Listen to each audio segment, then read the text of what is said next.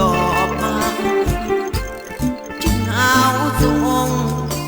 น้องคงบ่มีเวลาหัวใจอายคำขวัญยานแก้วตานั้นมาลืมลายหัวใจคิดฮอดไอ้จังโทรมาสละเวลาตอบมาเพราะดีใจหรือมีคนหาโทรถามน้องทิ้งเงียบหายเวลาน้องมียามใดเพราะอายมีอยู่ตามเบอร์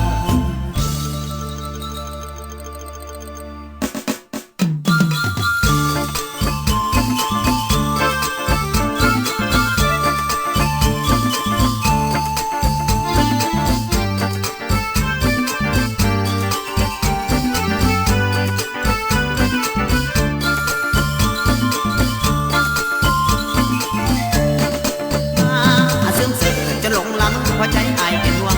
มาซึ้งๆจะหลงหลังหัวใจอายเป็นห่วงมีใครห่วงน้องนั้นคนกันเหงาเสียงเท้าบรรเทาหัวใจ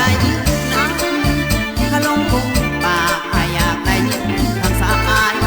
เข้าตัวแลตัวตามเบอร์ที่ให้แต่แล้วก็มันหายเลยบ่ได้ห้ามคำใจเอ่ยผิดมามันคงใจเอ่ยผิดมามันคงได้แต่น้อยคุ้มน้องเก่า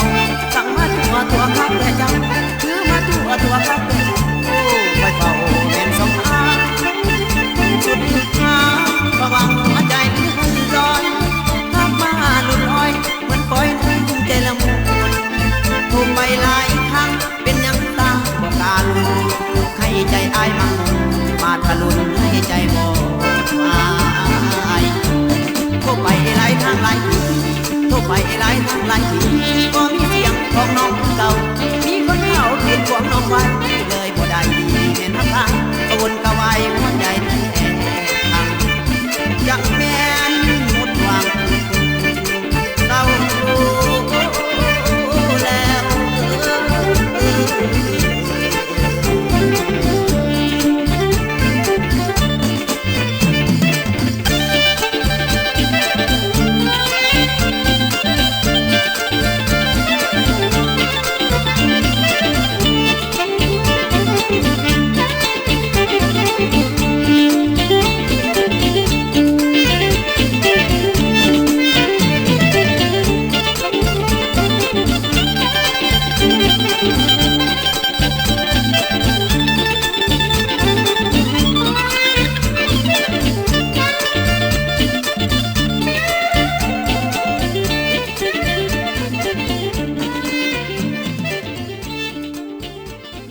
ความมุ่งมั่นคือคุณค่าที่แท้จริงของความสำเร็จเจ้าแม่นมิตรทางรายการที่หักแพงถ้าบ่เฮามีจุดประสงค์ตั้งใจตั้งเป้าหมายแล้วเฮาปฏิบัติด้วยจริงก็ถือว่าก้าวไปสู่ความสำเร็จได้แน่นอนก็มาทักทายสบายดีมีทางรายการที่หักเพลงทุกท่านมาพบกันในนี้ก็เห็นได้ทานหลายภาคส่วนความเสิร์ฟต่อปฏิบัติหน้าที่การงานกันอย่างขยันขันแข็งโดยเฉพาะแม่นอยู่ตามสำนักงานองค์การก็มันได้สมจิตสมใจใส่ในการเฮ็ดเวียกงานเพื่อให้สำเร็จผลตามกำหนดเวลาไปทำกลางบรรยากาศที่พ่อแม่พี่น้องสาวนาสาวเกษตรกรของพวกเฮาความสมจิตสมใจใส่ในการเพิ่มผลผลิตผล ซึ่งสามารถเบิ่งเห็นได้ระยะนี้ก็เป็นระยะที่ว่าพ่อแม่พี่น้องชาวนาชาวเกษตรกรของพวกเฮาเนี่ยก็แม่นกะเกียมคาดไถตกกาบานกาบางจุดบางพรก็แม่นมีการกะเกียมปักดำเข้านาปีอย่างเป็นขบวนการแต่บ่อนใดท้องถิ่นใดที่ว่ารอท่านำฟ้าน้ำฝนแดก็ค่อนข้างกำลังถากทางเสียหญ้าขาหุ่นเพื่อกะเกียมเนื้อที่พื้นที่ตกกาบานกาแต่ถึงอย่างไรก็ตามก็ขอเป็นกำลังแห่งใจให้กับบรรณาธิการในการสู่งานเนาะบ่ว่าจะเป็นเวียกงานราชการหรือว่าสร้างเศรษฐกิจครอบครัวก็ขอให้บรรณาธิการประสบผลสำเร็จที่พวกเฮาตั้งความหวังไว้และมีทางรายการที่ฮักแพงนอกจากที่ว่าพ่อแม่พี่น้องชาวนาชาวเกษตรกรหรือว่าพนักงานราชการของพวกเฮาสมจิตสมใจใส่ในการประกอบอาชีพของภายลาวอย่างจูบจางของหันแล้วก็เป็นระยะที่ว่าน้องนุ่งนักเรียนนักศึกษาหลานน้อยของพวกเฮาหวมสุ่มใส่ในการสอบเสียงภาคเรียนที่2ตัวนี้ก็เป็นน่าภาคภูมิใจเนาะเพราะว่าปีหนึ่งพวกเฮาก็สามารถเก็บเกี่ยวผลดปลูกได้ดังนั้นก็ต้องสมจิตสมใจใส่ในการค้นคว้าบทธรรมบทเรียนเพื่อเฮ็ดอะไรให้การเก็บกู้ผลผลิตของตนเองในการที่ว่าได้ปลูกได้ศึกษาเรียนมาเกือบ8-9 เดือนเนาะฉะนั้นก็บ่ให้ถือเบาเด้อบ่ควรไปดิ้นสิ่งที่บ่ดีหรือว่าไปดิ้นมั่วสุมสิ่งที่ผิดกฎหมายบางน้องบางคนพ่อแม่ผู้ปกครองก็จะได้เบิ่งนำกันเด้ว่าระยะนี้เป็นระยะสำคัญของลูกของหลานพวกเฮาในการเก็บกู้ผลและปลูกก็คือการสอบเสียงญาติแยงเอาคะแนนเพื่อให้ได้เพื่อให้ข้างห้องเพื่อให้ได้ขึ้นชั้นใหม่นำหมู่ฉะนั้นถ้าบ่ใส่ใจในการเรียนดินแบบว่าบ่ใส่ใจเนาะดินมั่วสุมตามห้างร้านบันเทิงร้านเกมบ่หรือว่ามั่วสุมกินเหล้าเมาเบียร์ต่างๆก็จะเฮ็ดให้การสอบเสียงนี้บ่ได้รับมรรคผลดีเต็มเม็ดเต็มหน่วยแต่แนวใดก็ฝากไว้นำน้องนุ่งนักเรียนนักศึกษาของพวกเฮารวมถึงพ่อแม่ผู้ปกครองนำเนาะต้องได้เอาใจใส่ศึกษาอบรมเบิ่งแยงลูกเต้าว่าต้องให้อยู่ในอ้อมอกอ้อมกอดของพ่อแม่ผู้ปกครองเด้นอกจากพ่อแม่ผู้ปกครองแล้วก็คือครูอาจารย์ก็เป็นพ่อแม่ผู้ที่สองฉะนั้นพวกใส่ตัวนักเรียนน้องนักเรียนของพวกเฮาก็ต้องได้เป็นเจ้าการร่วมไม้ร่วมมือกันเพื่อเฮ็ดแนวใดต้องยัดแยงให้ได้คะแนนดีแล้วก็สามารถเสี่ยงผ่านได้ขึ้นชั้นใหม่ขึ้นห้องใหม่นำหมู่เนาะและนอกจากที่ว่าได้ตั้งจิตตั้งใจสมจิตสมใจใส่ในการค้นคว้าหามเรียนก็ให้มีสติในการขับขี่ใช้ยานรถรางพาหนะตามถนนหนทางเส้นต่างๆก็ต้องมีสติในการขับขี่เคารพระเบียบการสัญจรต้องแซงค่อยแซงเจ้าต้องค่อยไปค่อยมาสิ่งสำคัญต้องให้เกียรติกันเด้ในการเดินทางเนาะบ่ว่าจะเป็น3แยก4แยกหรือว่าทางซื่อทางเส้นซอยพวกเฮาก็ต้องปล่อยสิทธิ์ให้กันต้องค่อยไปค่อยมาก่อนจะเดียวต้องมีการปล่อยสัญญาณหรือว่าต้องให้สิทธิ์ตีตาสัญญาณก่อนจะข้ามทางทุกๆครั้งตัวนี้ก็ถือว่าเป็นการเฮ็ดให้ผู้ที่มาต่ำหลังพวกเฮามันมีการชะลอบ่ให้แล่นไวเนาะตัวนี้ก็เพื่อความปลอดภัยของทุกๆคนและก็เฮ็ดให้สังคมมีความสงบไปนำเอาล่ะมื้อนี้ก็ผู้ดำเนินรายการก็มีสาระน่ารู้แด่บวกกับเสียงเพลงม่วนๆมาสลับสับเปลี่ยนมาสร้างความเบิกบานม่วนชื่นให้กับบรรดาท่านเพื่อเป็นการผ่อนคลายความอิดเมื่อยแต่จะเป็นอะไรนั้นพวกเฮาไปม่วนชื่นกับเสียงเพลงม่วนๆจากทางรายการกันน้อยหนึ่งซะก่อนเนาะ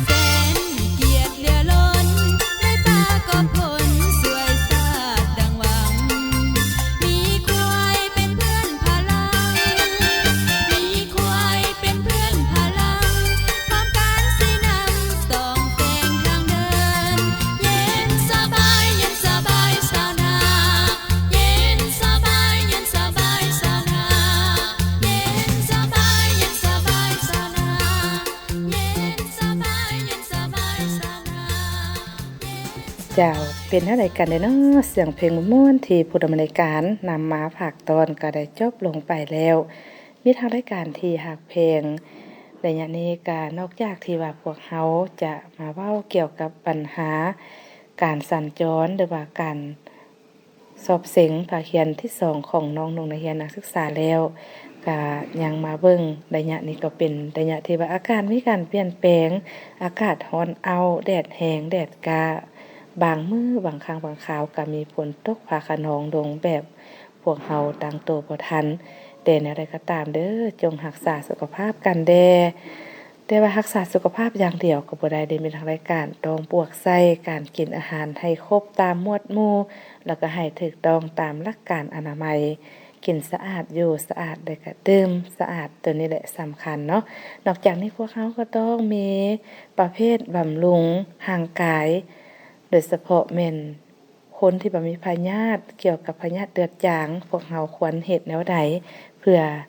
เสริมภูมิคุ้มกันหรือว่าเฮ็ดให้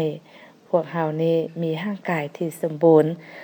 แล้วก็มื้อนี้ก็จะมานำเสนอเกี่ยวกับความรู้เด็กๆน้อยๆให้ทานรู้ว่าหมากไม้บำรุงเลือดมีหมากไม้ชนิดใดแด่หลายๆท่านก็ถือว่ารับประทานเป็นประจำแต่ก็บ่ฮู้ว่าสรรพคุณหรือว่ามันมีคุณประโยชน์แนวใดแด่ต่อร่างกายพวกเราเนาะบางคนก็มักฮักในการกินแต่ว่าหมากไม้ประเภทนี้มักแล้วก็กินแต่ว่านอกจากที่พวกเรามักแล้วมันก็ยังมีประโยชน์หลากหลายอย่างเด้ให้ร่างกายของพวกเราฉะนั้นก็มาฟังนำกันเลยหมากไม้ที่ว่าสามารถบำรุงเลือดได้ก็คือหมากพิลาซึ่งสามารถเปลี่ยนปัวคนเจ็บที่เป็นพยาธิเบาหวานได้โดยมีคุณสมบัติช่วยเก็บรักษาจุลังเม็ดเลือดแดงถ้าเป็นเบาหวานดื่มน้ำหมากพิลาสดมื้อละ1จอกเป็นเวลา3เดือนผลได้รับก็คือร่างกายมีระดับอินซูลินในกระแสเลือดลดลงระบบไหลเวียนของเลือดเป็นปกติขึ้นอาการมึนชาอ่อนเพลียและผมลนลดลงพร้อมทั้งมีผิวที่ว่าซึมซื่นขึ้นกว่าเก่าต่อไปก็จะเป็นหมากมังกรหมากมังกรนี้ก็อุดมไปด้วยโปรตีนที่ช่วยตึมห้องห้อยผิวให้เข่งตึงเพราะว่าหมากมังกรสีแดงแม่นดีต่อระบบไหลเวียนของเลือดและก็มีธาตุเหล็กอยู่ในที่เหมาะสมสำหรับการสร้างจุลังเม็ดเลือดนอกนี้ยังมีไฟเบอร์ในหมากมังกรนี้ยังช่วยฟื้นฟูความเข้มแข็งในบริเวณช่องคลอดบรรเทาอาการตกขาวที่ผิดปกติเส้นบาหลงขาวมีสีเหลืองปนหนองเป็นเลือดและมีกลิ่นเหม็นตัวนี้จะเหมาะแก่ผู้หญิงเนาะส่วนหลายแม่หญิงพวกเราจะพบปัญหาตัวนี้ถ้าว่าทานใดหากมีปัญหาแบบนี้ลองซอกหมากมังกรสีเลือดมารับประทานเบิ่งว่าจะช่วยบรรเทาอาการคือกับผลในการนำเสนอบ่ต่อไปก็นอกเหนือจากหมากสตรอเบอรี่เพราะว่าสตรอเบอรี่นี่จะอุดมไปด้วยวิตามินซีที่ช่วยบำรุงจุดังเม็ดเลือดแดงเม็ดน้อยๆที่อยู่ในหมากสตรอเบอรี่ยังช่วยลำเลียงเอาออกซิในขบวนการกำจัดเลือดเปื้อนผู้ที่บริโภคหมากไม้ดังกล่าวทุกๆมื้อมื้อละประมาณ2ถ้วยน้อยติดต่อกันเป็นเวลา1เดือนพบว่าจุลังเม็ดเลือดแดงเพิ่มขึ้นเฮ็ดให้ผิวหนังเข่งตึงมีน้ำมีนวลหมากกล้วยสำหรับหมากกล้วยเป็นหมากไม้ที่หากินได้ง่ายและก็อุดมไปด้วยแร่ธาตุแมกซีเนียมช่วยบำรุงผิวที่ขาวซีดให้กลับมาเข่งตึงมีเลือดผาดการกินกล้วยเป็นประจำทุกมื้อจะส่งผลดีต่อเลือดคือช่วยลดความเสี่ยงการเป็นพยาธิโดคีเนียหรือมะเร็งเม็ดเลือดขาวโดยเฉพาะเด็กน้อยอายุระหว่าง0 ถึง 2 ปีหมากโมถ้ากินได้ครึ่งหน่วยต่อมื้อจะดีต่อระบบไหลเวียนของเลือดเพราะว่าหมากโมมีกรดอะมิโนอาจิโนที่ร่างกายเปลี่ยนให้เป็นสารไนตรีออกไซด์เฮ็ดให้เลือดสมบูรณ์ขึ้น22%จึงช่วยป้องกันภาวะการซีนของหัวใจตายและภาวะหลอดเลือดแข็งโต แม้นแต่ธาตุเหล็กหรือว่าโปรตีนเท่านั้นที่จะช่วยให้อวัยวะของคนเฮาผลิตเลือดได้อย่างเป็นปกติแต่เฮายังมีวิธีง่ายๆอีก2วิธีคือการดื่มน้ำให้ละลายในแต่ละมื้อเพื่อช่วยให้เลือดของพวกเฮาบ่ข้นได้เกินไปนอกนี้การออกกำลังกายก็สำคัญเด้อมิตรฮักรายการ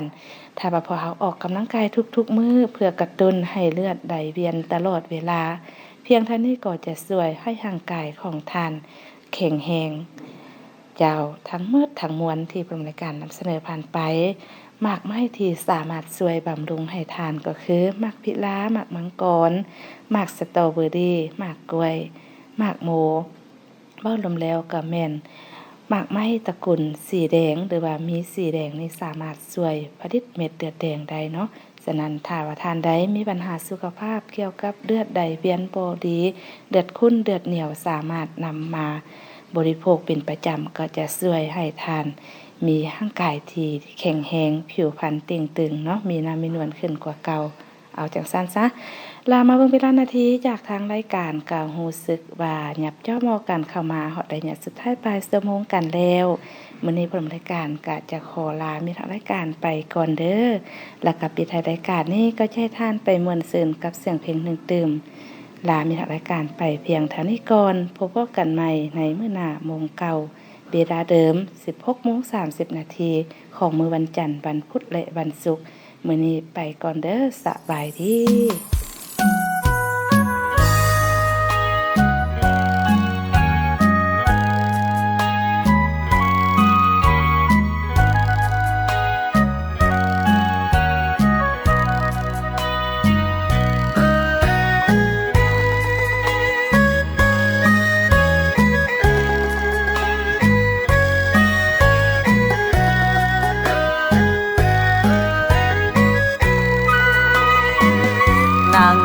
จัดรายการสื่อสารกับท่านผู้ฟังฝากเพลงส่งถึงทุกท่านที่ติดตามรายการทุกวันเป็นจังใดน้อสบายอยู่บ่พี่น้องวงวานติดตามข้อมูลข่าวสารทุกวันใจนั้นหวังหาเปิดวิทยุรับฟังทุกเศร้าทุกแรงโทรถามด้วยความฮักแพงเป็นแว่นแยงผู้จัดรายการขอบใจเด้อขอบใจผู้ฟังรายการช่วยเหลือเกื้อกูลทุกยามฮักกันนานๆอย่าเฝ้านายนี้เสียงโทรศัพท์เปรียบเหมือนเป็นยาสู่ใจที่คอยเสริมสร้างเติมไฟไปถึงเป้าหมายของอาชีพนี้นักจัดรายการสร้างสรรค์วรรณคดีเพื่อชาติเพื่อเกียรติศักดิ์ศรีเพื่อหน้าที่เพื่อประชาชนจากใจดีเจจะทุ่มเทหยาดเหงื่อเพื่อชาติจะใส่ทุกความสามารถส่งสาระข้อมูลข่าวสารพัฒนาตนเองให้เข้มแข็งสู้สนเพื่องานก้าวหน้าว่องไวทันการหับใส่ผู้ฟังสมดังใจปอง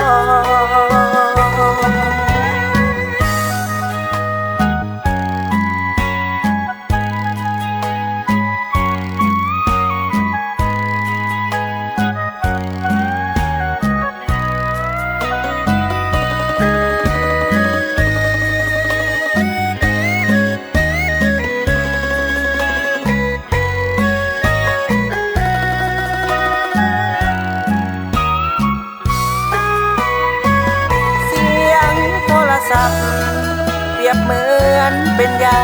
สู่ใจที่คอยเสริมสร้างเติมไฟ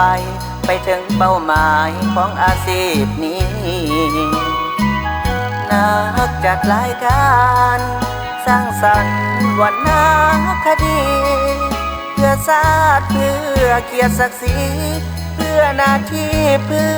อประชาชนจากใจดีเจจะทุ่มเทหยาดเหงื่อเพื่อชาติจะใส่ทุกความสามารถส่งสาระข้อมูลข่าวสารพัฒนาตนเองให้เข้มแข็งสู้สนเพื่องานก้าวหน้าว่องไวทันการหับใส่ผู้ฟังสมดังใจปอง